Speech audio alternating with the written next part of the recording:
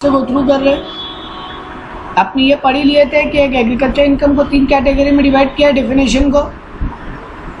Voice आ रहा है मेरा? हाँ। एक तो रेंट या रेवेन्यू कुछ भी कमाया बाय कल्टीवेशन ऑफ लैंड, या फिर कोई एग्रीकल्चर ऑपरेशन करे जिसमें हम कल्टीवेशन कर रहे हैं या प्रोसेसिंग कर रहे हैं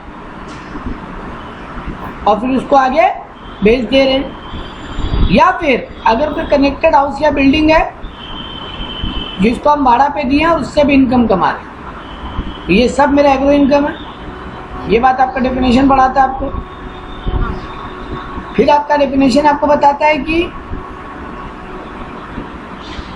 ये देखो अब आपके बुक में नया बात जो आपको जनरली हम लोग नहीं पढ़ाते, यहाँ पे जैसे ये खैर एक सुनने लायक बात है। यहाँ पे बात बोला जा रहा है ना कि वो लैंड एग्रीकल्चर लैंड होना चाहिए, तो उसको यहाँ पे बताया है कि एक rural agro land, rural area बोलते हैं किसको? तो बोला अगर आपके यहाँ पे पॉपुलेशन 10,000 से ज्यादा है लेकिन अगर 1 लाख से कम है तो अप टू 2 किलोमीटर एरिया को क्या मानेंगे? म्युनिसिपल एरिया मानेंगे। लेकिन अगर पॉपुलेशन 1 लाख से भी ज्यादा और 10 लाख से कम है तो म्युनिसिपैलिटी से 6 किलोमीटर का जो एरिया है उसको रूरल, उसको मानेंगे अर्बन एरिया। और अगर आपका मोर देन 10 लाख पॉपुलेशन है तो म्युनिसिपैलिटी एरिया से 8 किलोमीटर तक का एरिया को क्या मानेंगे? Urban area. तो रूरल किसको मानते हैं यहाँ पे समझाया आपको। यहाँ पे एक वर्ड आया था बेसिक ऑपरेशंस, डेफिनेशन में बोला था हम, तो देखो यहाँ पे बता रहे एग्रीकल्चर का बेसिक ऑपरेशन क्या क्या है। देखो यहाँ पे कितना बढ़िया से डिफाइन किया है, बेसिक ऑपरेशन और सब्सिक्वेंट ऑपरेशन। तो बेसिक ऑपरेशन 2 चीज को माना है खाली, डिगिंग, सोइंग एंड सीड्स। अगर आप लैंड खोद रहे हो उसमें सीड्स वगैरह को सोइंग कर रहे हो, मतलब गाड़ रहे हो, वो सबको क्या माना? Basic operation.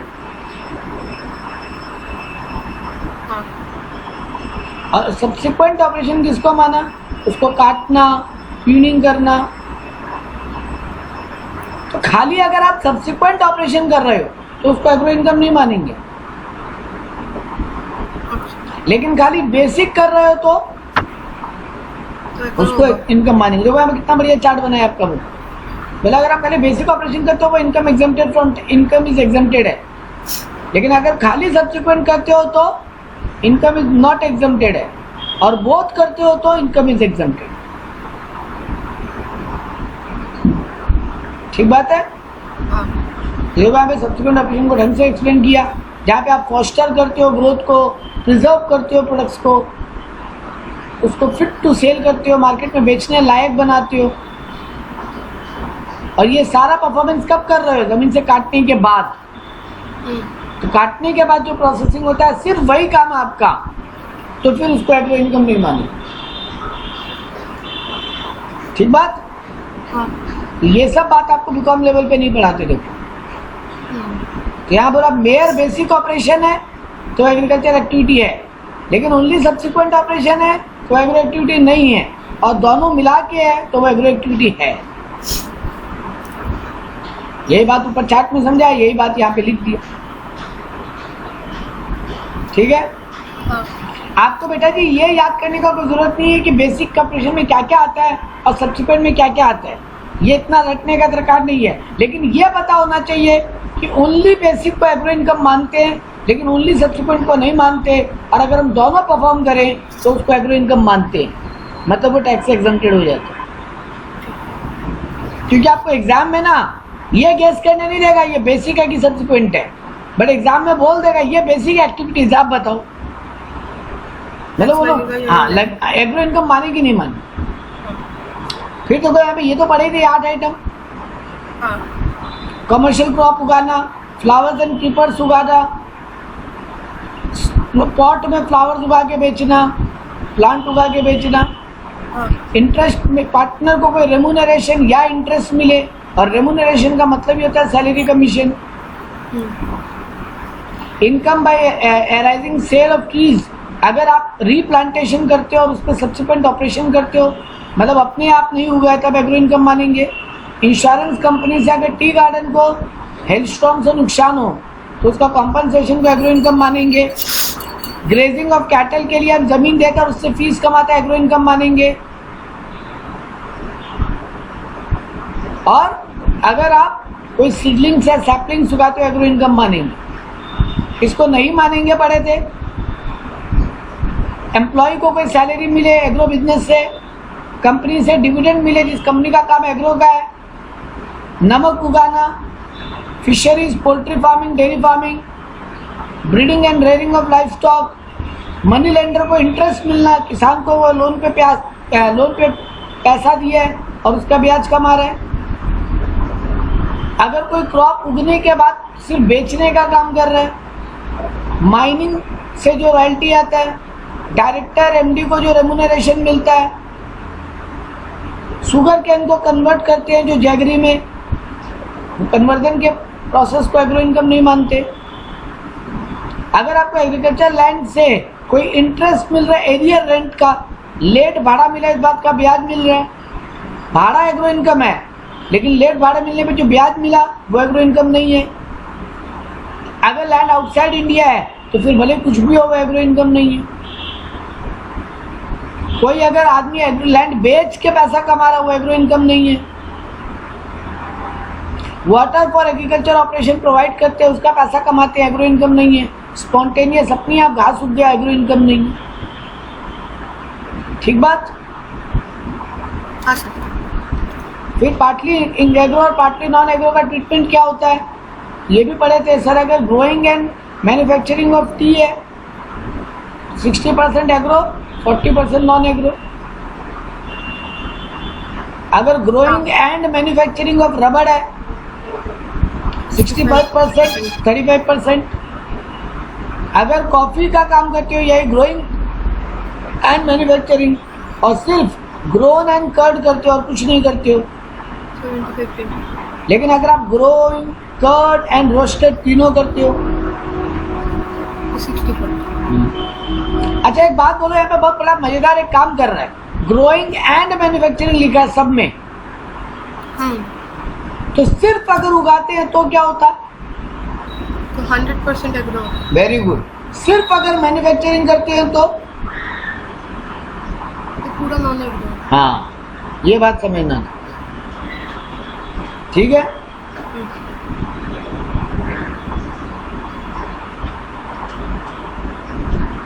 तो देखो अब यहाँ पे ये 3 प्रोडक्ट में अगर आप पार्टनर भी हो और यहाँ से आपको सैलरी या रेम्यूनरेशन मिल रहा है, इंटरेस्ट मिल रहा है, वो भी partly agro partly non agro हो जाएगा। ये बातें आपको बीकॉम में पढ़ने की जरूरत नहीं होती है।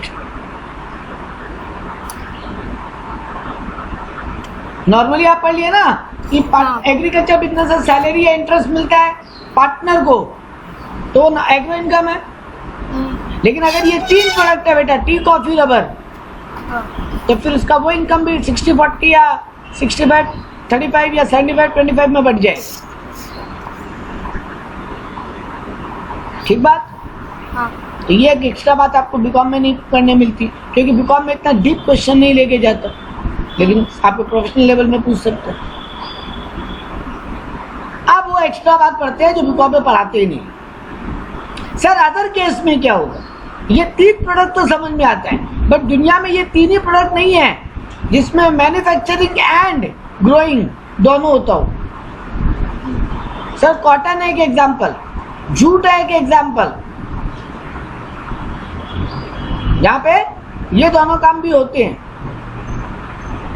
अब क्या करें, मेरा जूट का फैक्ट्री भी और खेत भी है, एग्रो लैंड है जहाँ पे जूट का क्रॉप उगाते हैं और उसको अपनी फैक्ट्री में ले जाते हैं, उससे जूट बैग बना के बेचते हैं या जूट का और जो भी आइटम बनता होगा बना के बेचते हैं।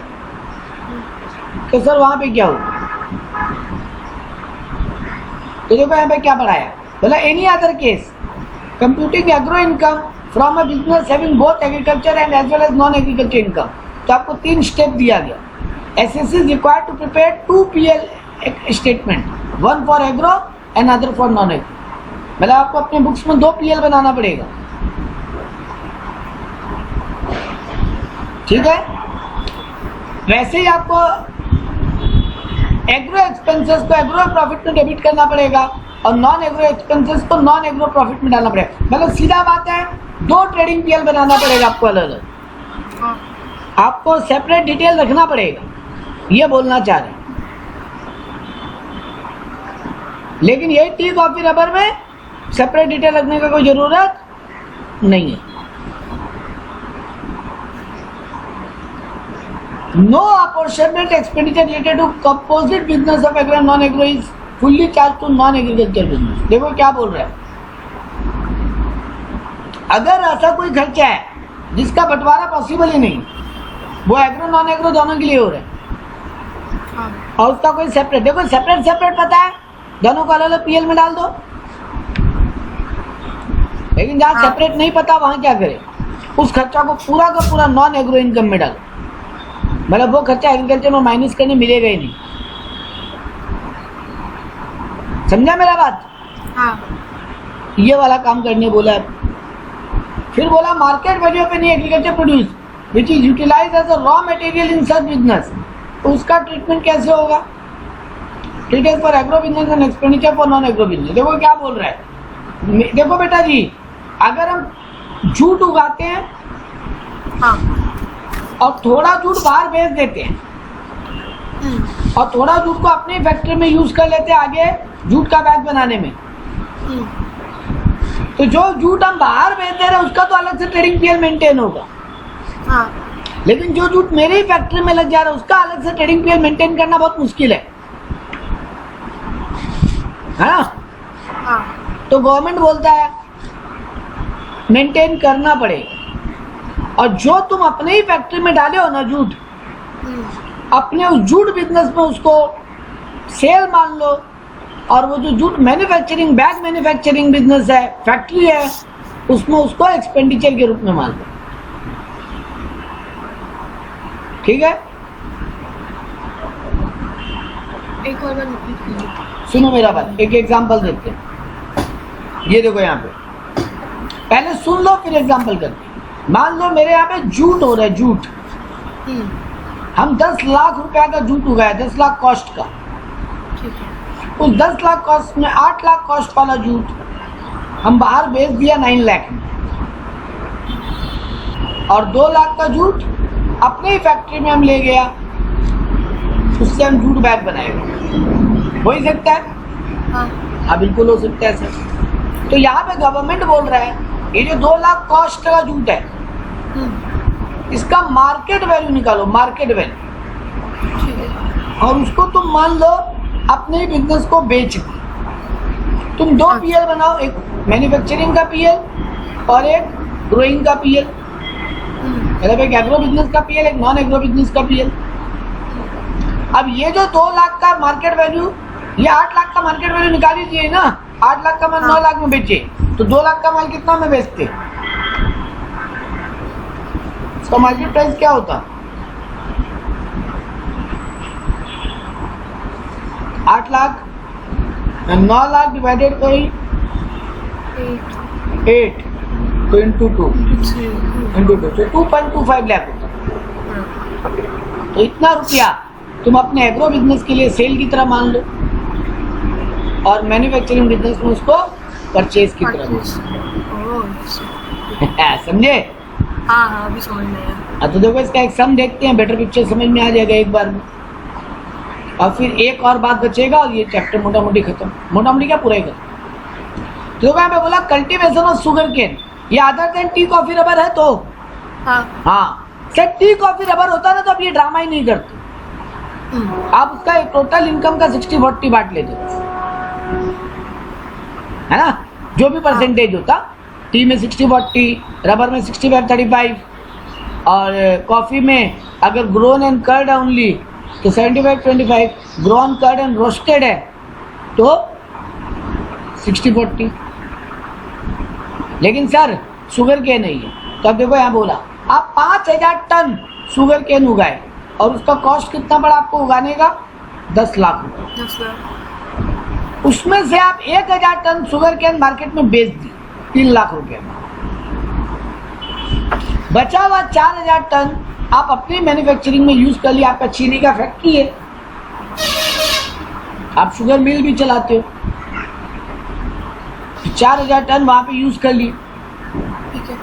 और ये जो 4000 टन यूज किया उसको चीनी बनाने का तो खर्चा लगेगा, हाँ। तो वो कन्वर्जन कॉस्ट बताया आपको 5 लाख रुपया वहां भी खर्चा हुआ। और फिर ये जो चीनी बचा बना मतलब बना उसको आप मार्केट में बेच दिए 25 लाख। बात समझ में आया? तो गन्ना उगाने का 10 लाख रुपया लगा, 1000 टन गन्ना मार्केट में बेच दिए 3 लाख में, बाकी 4000 टन गन्ना अपनी फैक्ट्री में यूज कर लिए चीनी बनाने के लिए। अब वो चीनी बनाने का भी 5 लाख खर्चा लगा और फिर वो चीनी को मार्केट में 25 लाख में बेच दिया। तो ये 3 लाख तो मेरा एग्रो इनकम होगा। जो गन्ना बेचे उस पर तो टैक्स लगना नहीं चाहिए। नहीं, झमेला कहाँ है? कन्वर्जन। वेरी गुड, कन्वर्जन में। तो कन्वर्जन का आपका आप बुद्धि लगाओ, बेचे कितना में हो? 25 लाख में। 25 लाख। तो बेटा उसका कन्वर्जन कॉस्ट भी तो 5 लाख लगा है, तो आपका अभी भी प्रॉफिट 20 लाख ही होना चाहिए। हाँ। लेकिन सर जी ये तो आप चूना लगाने का बात कर लिए, खाली 20 लाख को अगर आप खर्चा मान लो, कमाई मान लोगे तब तो बहुत टैक्स आ जाएगा। आपको ये गन्ना का भी तो खर्चा लगा ना। हाँ। निकाल लो कॉस्ट कितना लगा गन्ने का, मार्केट प्राइस निकालना है, मार्केट वैल्यू ऑफ द गन्ना। तो आप 1000 टन गन्ना अगर 3 लाख में बेचते हो तो यही 4000 टन भी गन्ना अगर मार्केट में बेच देते या मार्केट से खुद खरीद के लाते तो कितना कॉस्ट पड़ता? बात समझ रहे हो मेरा? हाँ हाँ। कैलकुलेशन बहुत बच्चा वाला बात है बेटा, लॉजिक समझना मेन बात है। ये 4000 टन गन्ना अगर तुम्हारे खेत में नहीं होता तो तुम बाजार से ही तो लाते हैं चीनी बनाने के लिए फैक्ट्री में। हाँ। तो जिस दाम में तुम मार्केट में बेचो वही दाम में तो तुमको भी मार्केट में अवेलेबल होता। हाँ। ये डिपार्टमेंट एज्यूम कर ले रहे,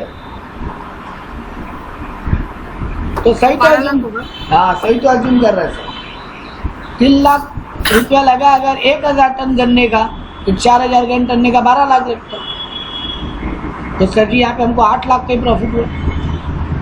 सही बात है। तो 25 लाख में चीनी बेची हो बेटा, बट चीनी बेची प्रॉफिट अल्टीमेटली कितना हुआ? पीएल 8 लाख। और वो जो 3 लाख रुपया का गन्ना बेची हो उसका भी कॉस्ट माइनस कर लो तो वहां कितना प्रॉफिट हुआ?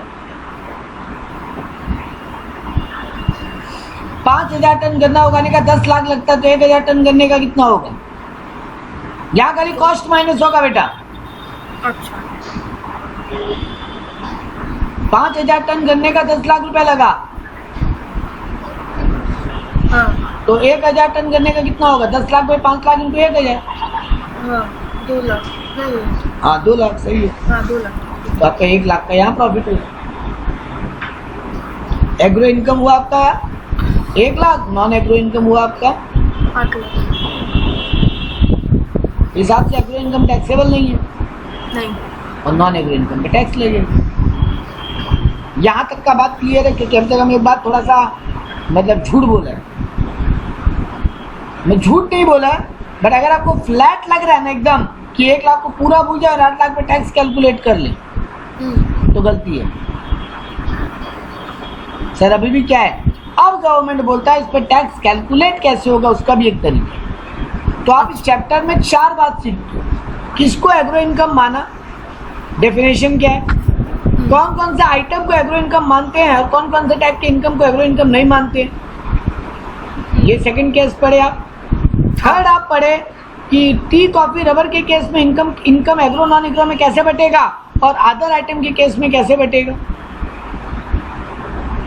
ठीक है। और चौथा और आखिरी बात पढ़ोगे अब टैक्स कैलकुलेट कैसे हो। क्योंकि अगर मन में आ रहा है 1 लाख पे 0 टैक्स और 8 लाख पे पूरा कैलकुलेट कर लो तो आप वैसे देखा जाए तो लॉजिकली करेक्ट हो, बट गवर्नमेंट इतना सीधा साधा रखा नहीं चीज। गवर्नमेंट क्या बोला बेटा, गवर्नमेंट बोला एक काम करो, एक बार मानो अगर ये 9 लाख तुम्हारा पूरा इनकम होता, इस पे टैक्स कैलकुलेट कैसे करते, मतलब एक बार 9 लाख पे फुल टैक्स निकालो, टोटल इनकम पे टैक्स निकालो एक बार। तो इंडिया में 2.5 लाख तक नील, नहीं 2.5 लाख से 5 लाख 5%, तो मतलब 2.5 लाख से 5 लाख 2.5 लाख ही होता है, गैप इनका 2.5 लाख ही आ रहा है, तो 2.5 लाख का 5% 12.5 आ जाए। 5 लाख से 9 लाख, क्योंकि तो 9 लाख पर रुक गया ना, हाँ 5 लाख से 9 लाख मतलब 4 लाख, 4 लाख का 20%, 20%। तो 4 लाख का 20% कितना होगा? 80,000। हाँ तो तुम्हारा टैक्स आ रहा है 92,500। हाँ तो एक बार तो ये कर लो, मतलब गवर्नमेंट कैसे बोल रहा है टैक्स निकालने वो समझो। पहले एक बार स्टेप में समझना बात को, सब पहले एक बार टोटल इनकम पे टैक्स निकाल लीजिए, निकाल लिए। हाँ अब एक बार जितना एग्जम्प्टेड होता है टोटल में, उस एग्जम्प्टेड पे एक बार टैक्स निकालिए, मतलब जिस इनकम पे टैक्स नहीं लगता है उस इनकम पे एक बार टैक्स निकालिए। अगर लगता तो कितना लगता? मतलब 8 लाख पे लगाएंगे। नहीं, यहाँ क्या क्या इनकम पे टैक्स कभी नहीं लगता। एक तो ये 1 लाख एग्रो इनकम पे कभी नहीं लगता, हाँ और एक नॉर्मल इनकम में 2.5 लाख पे भी तो टैक्स नहीं लगता। हम बोला हाँ। टोटल एग्जम्प्टेड पे टैक्स निकालो, अच्छा पहले टोटल इनकम पे टैक्स निकालो, वो निकाल लिए। हाँ अब बोल रहे हैं एक बार टोटल एग्जम्प्टेड पे टैक्स निकालो अगर लगता तो। सर एग्जम्प्टेड पे कैसे टैक्स लग सकता है? अरे गवर्नमेंट बोल रहे एक बार निकालो तो सही, फिर बताते हैं क्या करना है। तो ये कितना हो रहा है मिला के? 3.5 लाख। नॉन टैक्सेबल इनकम कितना हो रहा है? 3.5 लाख। हाँ हाँ तो 3.5 लाख में एक बार टैक्स निकालो, 2.5 लाख तक नील, फिर 2.5 से 3 बचा ना, 2.5 से 3.5 हाँ मतलब 1 लाख, तो 1 लाख का 5% 5,000। तो तुम्हारा वो कमाई जिस पे कभी टैक्स नहीं लगता, अगर उस पे टैक्स लगता तो कितना लगता? 5,000। और हाँ। टोटल कमाई पे टैक्स कितना लग रहा है? 92,500। 92,500। तो उसमें से 5,000 को माइनस कर। तो गवर्नमेंट यही बोलना चाह रहा है, हम एग्जम्प्टेड पे टैक्स नहीं लेने जा रहे हैं, बट तुम्हारा एक बार टोटल इनकम पे टैक्स निकालो, एक बार एग्जम्प्टेड इनकम पे टैक्स निकालो, और टोटल में से एग्जम्प्टेड इनकम को टोटल इनकम पे जो टैक्स आया उसमें से एग्जम्प्टेड इनकम पे जो टैक्स आ रहा है वो माइनस कर दो। तो यानी 87,500 पे टैक्स लगेगा। ये इतना रुपया टैक्स तुमको सरकार को देना। अब इस पे 4% से सेट कर दो। हाँ वो तो ठीक है। तो प्रोसेस समझ में आया बेटा? हाँ तो देखो अब यहाँ पे चलो बुक में सॉल्यूशन। सर अभी आप लोग जो सिखाए थे वही वाला देखो, पहले किया मैन्युफैक्चरिंग अलग किया और एग्रो इनकम अलग किया। हम लोग कुछ हाँ। ब्लंडर मारे हैं कहीं पर, क्योंकि अमाउंट डिफरेंट आ रहा है। हो सॉरी ब्लंडर। हाँ ठीक है, मेरा बहुत भारी मिस्टेक हुआ, बहुत भारी मिस्टेक हुआ। देखो पहले मैन्युफैक्चरिंग में क्या किया, वो अपने भी राइट किए थे, लेकिन अपने एग्रो में बेवकूफ़ी कर गए। अरे अपने में एग्रो पे 1,000 टन पे निकालिए, 4,000 टन का क्या होगा? वो भी तो अपने फैक्ट्री में यूज हो गया, तो क्या हुआ? अगर बेचते तो उस पर कितना कमाते? 12 लाख। हाँ 12 लाख। हाँ तो वो भी आपका इस एग्रो, एक बार एग्रो एक्टिविटी का इनकम माना जाएगा ना। तो देखो लोग कैसे किया। पहले बोला अगर तुम्हारा एक बार मैन्युफैक्चरिंग वाला आइटम पे करते हैं, तुम चीनी बेच के 25 लाख कमाते, तो यानी रेवेन्यू 25 लाख आता, उसमें 5 लाख तुम्हारा कन्वर्जन का कॉस्ट लग गया, और तुम खुद निकाले हो 4,000 टन चीनी अगर बाजार में बेचते तो उसका मार्केट वैल्यू कितना होता? 12 लाख। 12 लाख। तो यानी तुम्हारा 17 लाख का खर्चा लगता, 12 लाख उस चीनी का दाम और 5 लाख चीनी को, 12 लाख रुपया गन्ना का दाम और 5 लाख गन्ना को चीनी में कन्वर्ट करने का खर्चा। तो 25 लाख में 17 लाख गया, 8 लाख का इनकम बचा, जो अपने निकाले भी थे, अपने सही निकाले थे मैन्युफैक्चरिंग पे।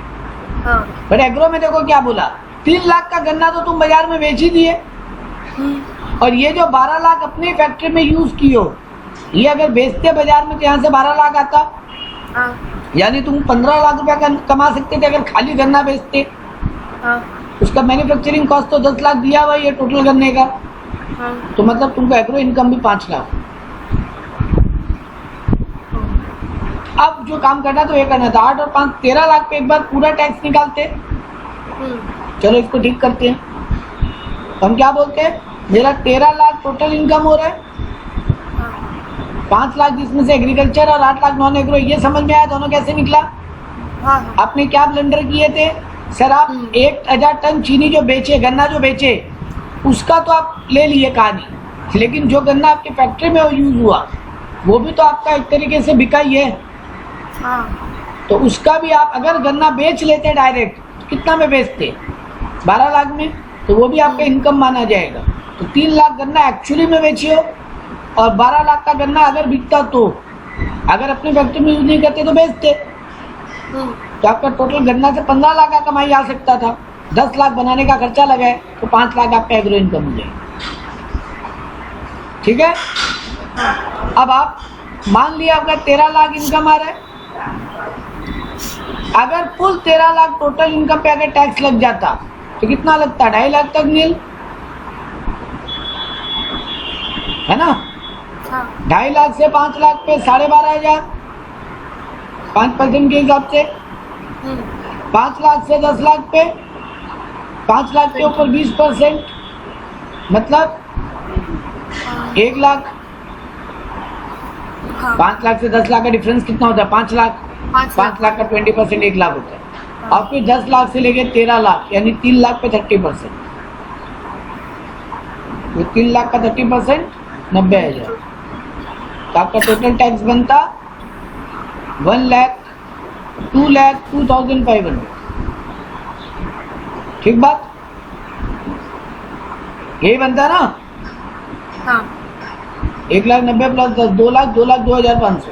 यही आप अगर एग्जम्प्टेड इनकम पे एक बार टैक्स निकालते, एग्जम्प्टेड इनकम कितना होता है? एक तो 5 लाख एग्रो इनकम, उस पर वो एग्जम्प्टेड है, और आपका नॉर्मल इनकम में 2.5 लाख भी एग्जम्प्टेड होता है, यानी 7.5 लाख एग्जम्प्टेड इनकम है। तो अब 7.5 लाख पे टैक्स निकालो, 2.5 लाख पे कुछ नहीं, 2.5 लाख से 5 लाख पे 12,500,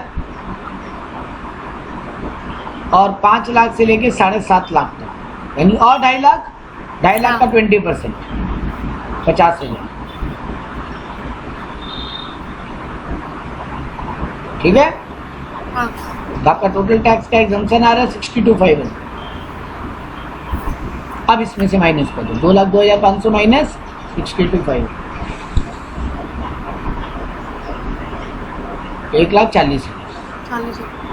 1,40,000 तुम्हारा टैक्स बनता है, उसके ऊपर 4% से सेट कर लो और गवर्नमेंट को जमा कर दो। तो ये सारे प्रोडक्ट पे एप्लीकेबल है बेटा। जूट, कॉफी, रबर में भी तुम पहले बंटवारा कर लो 60-40 में। अब एक बार टोटल इनकम पे टैक्स निकाल लो, एक बार एग्जम्प्टेड पे टैक्स निकाल लो, टोटल में से एग्जम्प्टेड वाला माइनस कर दो, बाकी बचा हुआ टैक्स गवर्नमेंट को जमा दो। एजुकेशन सेस ऐड कर, health and education cess add कर। ये सारे प्रोडक्ट पे, ये खाली ये नहीं है कि वो टी, कॉफी, रबर को छोड़ के बात हो रही है। तो वहां तक तुमको ये सिखाया है, या अभी तक तुमको ये सिखाया था कि कैसे agro income, non agro income को बांटते हैं। टैक्स कैलकुलेशन का रूल सब पे सेम। तो सर टी, कॉफी, रबर हो तो बांटने के लिए परसेंटेज दे दिया, टी, कॉफी, रबर को छोड़ के कोई आइटम हो तो बांटने का एक प्रोसेस बता दिया, ये कि मैन्युफैक्चरिंग अलग करो, एग्रो अलग करो। अब आपको एक बार एग्रो नॉन एग्रो इनकम पता चल चुका है, अब उस पर टैक्स कैलकुलेशन का तरीका यही है जो आपको अभी हम बताएं। एक बार टोटल इनकम पे टैक्स निकालो, एक बार एग्जम्प्टेड इनकम पे टैक्स निकालो। टोटल इनकम पे जो टैक्स आया उसमें से एग्जम्प्टेड इनकम वाला टैक्स माइनस कर दो, जो बचा वही टैक्स गवर्नमेंट को जमा करना है, उस पे सेस ऐड कर लो, काम करो, चैप्टर खत्म हो गया। ठीक है, देखो यहाँ पे वही स्टेप्स को बताया। Compute income on total income, compute tax on agro plus minimum exemption limit. अब ये मिनिमम एग्जम्पशन लिमिट बेटा सीनियर सिटीजन के लिए कितना होता है और टैक्स रिजीम में? 3 लाख। हाँ रुको, बिलो 60 वालों के लिए 2.5 लाख तक, मोर देन 60 वालों के लिए, हाँ, और मोर देन 80 वालों के लिए 5 लाख तक, और अगर न्यू टैक्स सिस्टम होता तो सबके लिए 3 लाख तक। ये आपको पता होना चाहिए कि क्या रूल क्या बोल रहा है। एग्रो इनकम और मैक्सिमम एग्जम्प्टेड लिमिट जो है, उसको ऐड करो और उस पर एक बार टैक्स निकालो। तो एक बार टोटल इनकम में टैक्स निकाल लो, एक बार ये जो छूट वाला इनकम उस पर टैक्स निकाल लो और फिर दोनों का डिफरेंस है, भाई तुम्हारा टैक्स लायबिलिटी है बिफोर सेस, अब उसमें सेस ऐड कर लेना बाद में। समझ में आया? अभी हाँ बोलो बोलो, कुछ बोल रहे थे। हम लोग अभी ओल्ड रिजीम में कर रहे हैं ना टैक्स सिस्टम, मतलब हम आपको ये 2.5 लाख वाला समझाया ओल्ड रिजीम में। हाँ आप न्यू न्यू रिजीम वाला में भी नहीं करना, न्यू रिजीम क्यों नहीं करना? बात तो एक ही है, स्लैब रेट तो वही स्लैब रेट ही तो है। मतलब इसमें करना है, मतलब इसमें तो अगर 3 लाख से मिल करते, 3 लाख तक मिल करते तो भी हाँ तो कर सकते थे, बोल सकते थे न्यू टैक्स रिजीम जाते तो ये जाता, बट एक बार आप ओल्ड ही करो।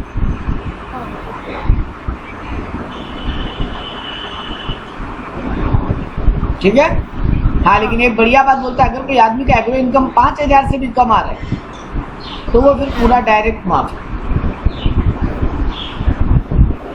ठीक है। अब देखो वही जो हम आपको अभी कैलकुलेशन करना सिखाया था उस पर देखो यहाँ सम दिया। मिस्टर एक्स है, उसका एज 42 ईयर्स है, उसका नॉन एग्रो इनकम है 3,25,000, वो ये बंटवारा करके निकाल लिए, और एग्रो इनकम है 2,55,000। मतलब ऊपर जो टी कॉफी रबर रहा होगा तो परसेंटेज में निकाल लिया होगा, और अदर कोई क्रॉप रहा होगा तो वो फॉर्मेट बना के निकाल लिया होगा। वो निकाल के तुमको दे दिया कि तुम्हारा एग्रो इतना, नॉन एग्रो इतना। अब बोल रहे हो उस पर टैक्स लायबिलिटी कैलकुलेट करके दिखो, तो पहले क्या करोगे? दोनों को जोड़ के इनकम टैक्स निकालोगे। तो निकालो 3,25,000 प्लस 2,55,000,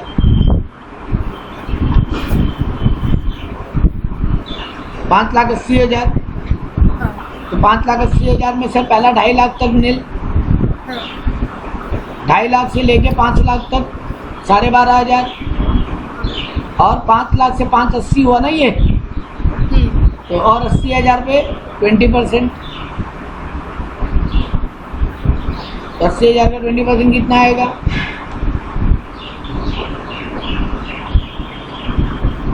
16,000, मतलब 16,000, और तो 16 और 12.5 कितना हुआ? 28,500। ये मेरे टोटल इनकम में टैक्स बनता है। तो ये देखो इधर निकाला, ये रहा टैक्स ऑन टोटल इनकम 580 पे। अब एग्जम्प्टेड कितना है सर? एक तो ये एग्रो इनकम एग्जम्प्टेड होता है 255, और एक ओल्ड रिजीम के हिसाब से चले तो ये मिस्टर एक्स 42 ईयर्स का है, मतलब बिलो 60 है, इसको 2.5 लाख तक की छूट है, तो और 2.5 लाख जोड़ लो 255 में, मतलब 2,55,000, 2.5, 5 लाख 5,000, तो 5,05,000 पे टैक्स निकालो। पहले 2.5 लाख पे नील, 2.5 लाख से 5 लाख तक कितना होता है? 12,500, और बचा 5 लाख से 5,05,000, मतलब और 5,000 पे 20%, 5,000 का 20% कितना होगा? 1,000। ठीक है। तो यानी 5,000 पे 20% 100 होता है, 5,000 का 10% होता है 500, तो 20% 1,000।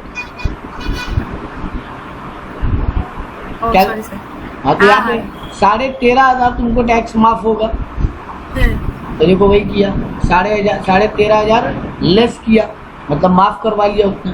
तो अल्टीमेटली सरकार को 15,000 रुपया देने। अब उस 15,000 पे आपको तो रिबेट मिल ही जाता है पूरा का पूरा ही। हाँ। नहीं,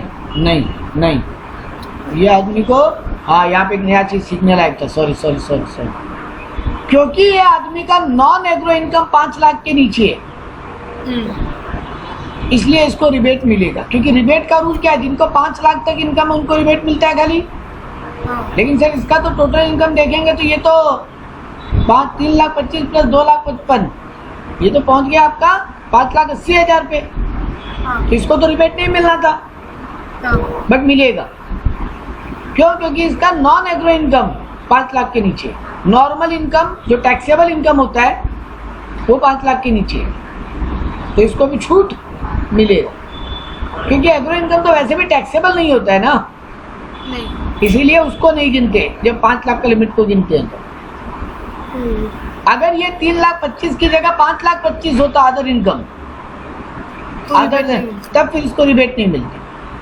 लेकिन इसका तो अदर इनकम 5 लाख के नीचे है, टैक्सेबल इनकम 5 लाख के नीचे है, तो फिर इसको रिबेट मिलेगा। रिबेट का रूल क्या है बेटा?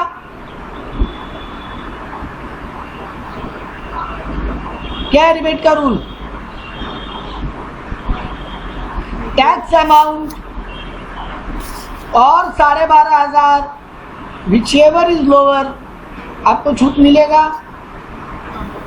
बेटा जी बेसिक रूल भूलोगे बहुत फंसोगे आगे जाके। रिबेट अंडर 87 ने बोलता है अगर आपका टैक्स अमाउंट और 12,500 विचेवर इज लोअर आपको छूट मिलेगा, अगर आपका टैक्सेबल इनकम 5 लाख के नीचे है तो। और ये सिर्फ इंडिविजुअल और HUF को मिलता है, सबको नहीं मिलता। तो सर जी इसका टैक्स अमाउंट कितना आ रहा है? 15,000 है ना? तो 15,000 या 12,500 दोनों में लोअर कौन है? तो 12,500 उसको छूट मिल गया, 2,500 अभी भी बच गया जो उसको टैक्स के रूप में जमा करना पड़ेगा। 2,500 पे 4% सेस निकाला, 100 रुपये आया, जोड़ा तो 2,600 रुपये टैक्स बना जो उसको सरकार को जमा करना पड़ेगा। बात क्लियर है? एक बार यही आपको 1, 2, 3, 4 जो एग्जाम्पल दिए हैं खुद से प्रैक्टिस करनी है घर पे। इनका आंसर दिया हुआ खाली आप निकाल के चेक करना, नहीं आएगा तो उनको बोलो। ये एक और सम दिया देखो, अगर वो मैन्युफैक्चर ऑफ रबर होता, मैन्युफैक्चर ऑफ कॉफी होता, मैन्युफैक्चर ऑफ टी होता या फिर प्लांट ग्रो करता नर्सरी में, सर ये तीनों में तो परसेंटेज का कहानी होता। और प्लांटेशन में क्या होता? तो नॉन एग्रो है पूरा ही। हाँ नहीं एग्रो है, पूरा एग्रो है, पूरा एग्रो है। पूरा एग्रो है। हाँ तो देख लो इसका बस निकाल के बता दिया। आपको यहाँ पूछा था उसका टोटल इनकम निकाल के बता, तो इनकम आप निकाल दिए कितना एग्रो इनकम कितना बिजनेस इनकम। ऐसे ही पूरा टेबल बना के दिखाना है ना? हाँ बिल्कुल। तो ये जो बचे हुए इलस्ट्रेशन है वो आप प्रैक्टिस करोगे, ज़्यादा नहीं है, 16 नंबर तक किया खत्म। ये चैप्टर आपका